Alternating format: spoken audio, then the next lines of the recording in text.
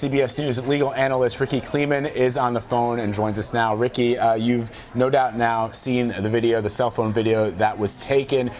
We earlier spoke to a former ATF agent who expressed his shock that somebody who was taken down in such a manner was ultimately gunned down. What is your take? Well, I think the video looks awful, and I think that that's probably beyond dispute. However, what we have to do is look at two things, actually three things. Number one is it's a preliminary investigation. So it's not only that awful-looking video, but it also means that they have to look to see if there is other video around to get the full picture. And one of the things we learn in police-involved shootings is many of them are unlawful, and many of them are lawful but look awful. So we really need to find out what the ultimate decision is by a prosecutorial authority as to how this should be handled. The second thing is everyone would want to hope that the protests involved in looking at this shooting, and you can understand completely why people are so angry, is that the protests will be peaceful.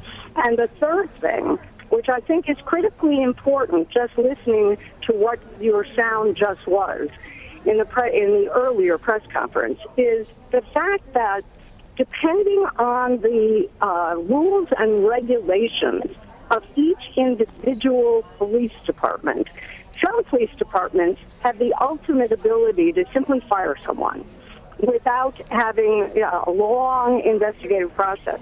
Other police departments have processes that are written in stone by virtue usually of collective bargaining over the years, that a police chief cannot simply fire someone. We will learn, I am sure, throughout the course of this morning, what the policy is in Baton Rouge. And we're going to have to learn that, because although people want, quote-unquote, justice, is the fact that the police chief may or may not be able to simply fire someone, and that the process has to take time, which is always difficult for people to understand. Rikki, if it turns out that these police officers, or if Mr. Sterling did not have a weapon, what happens then? Well, if Mr. Sterling did not have a weapon, that certainly creates a whole other look at what happened here.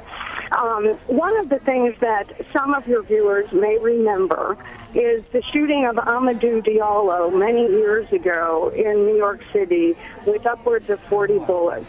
And one of the things that happened in that terrible shooting, which, by the way, the officers were acquitted ultimately after a jury trial, was that someone perceived there was a gun when he was really reaching for his wallet, and they yelled gun, and then you had this mass panic effect of all of these shots. Here, the circumstances obviously are far different, and each case rises and falls on its own.